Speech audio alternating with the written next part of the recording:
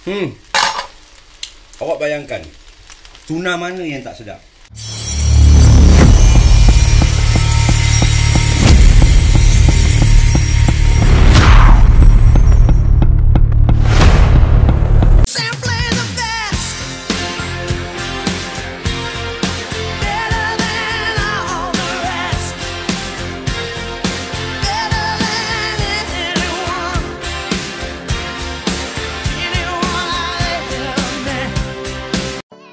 Assalamualaikum warahmatullahi wabarakatuh. Okey, jumpa lagi kita hari ini.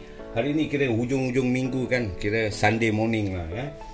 Okey, kita share bersama apa yang kita nak masak ringkas-ringkas. Biasa kalau Sunday morning ni kita masak ringkas-ringkas untuk kita jadikan breakfast ataupun lunch lah. Okey, so hari ini saya nak masak nasi goreng.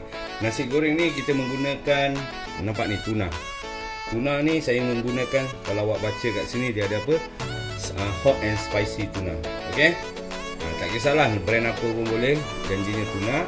Kat sini saya ada 2 tin, tapi kita tengoklah nanti kalau nak taruh 2 ataupun 1 tin dah cukup kan. Okey, bahan seterusnya biasalah, kita ada telur 3-4 biji kat sini. Okey, saya ada lada putih serbuk. Okey, dan juga saya taruhkan sikit bean lah, baby beans lah. Dia macam kacang panjang tapi dia pendek-pendek, dia baby beans, saya potong halus.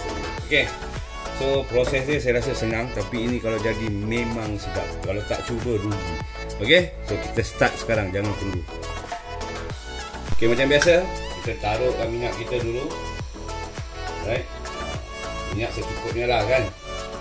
Tengok kita pay quantity nasi berapa banyak yang kita nak masak, itulah minyak kita yang kita taruh. Okey, so nasi goreng ni sampai hari ni lah kan, saya dah buat dalam mungkin ada dalam 5-6 kali agaknya, lebih kurang lah begitu.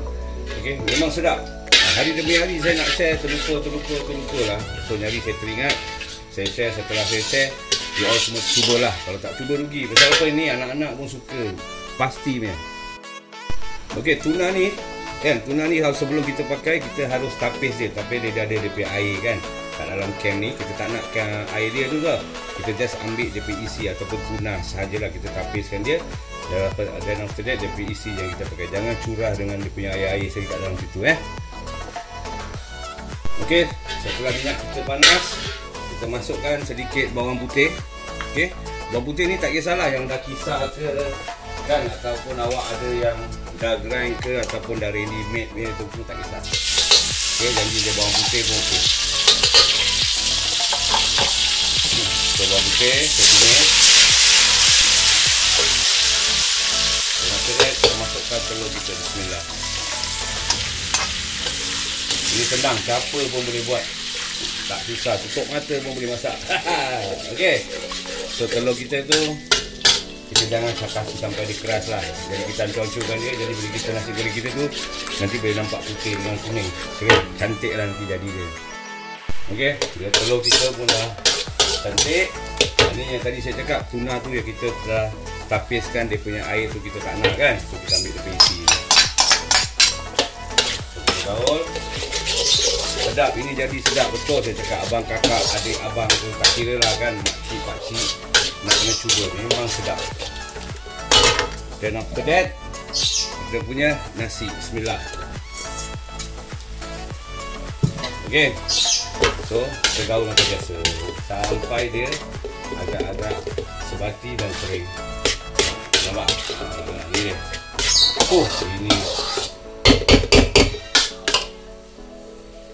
Ini kita dah boleh masukkan serbuk perasa. Tak kisahlah serbuk perasa, macam selalu saya cakap, awak pakai Ajinomoto ke, Chicken-No ke, terpulang.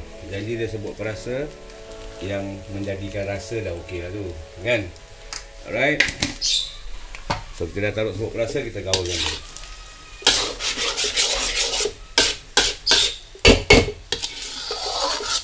Jangan marah ini video dekat sangat, lepas tu saya ada entak-entak pula. Pasal apa? Masak nasi goreng memang cara method dia memang macam gini. Dia agak kasar sikit lah kan bila bergoreng ni.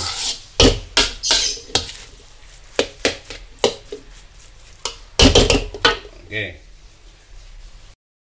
sekarang kita masukkan sedikit serbuk lada putih kita.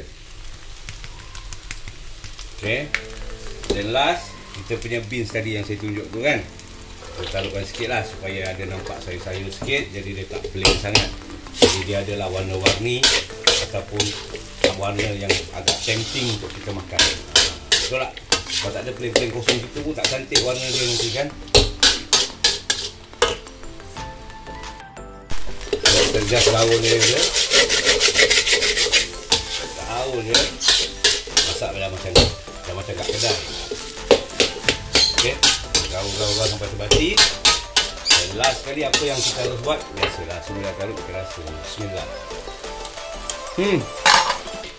Awak bayangkan tuna mana yang tak sedap kan? Semua orang suka tuna sandwich dan sebagainya tu kan.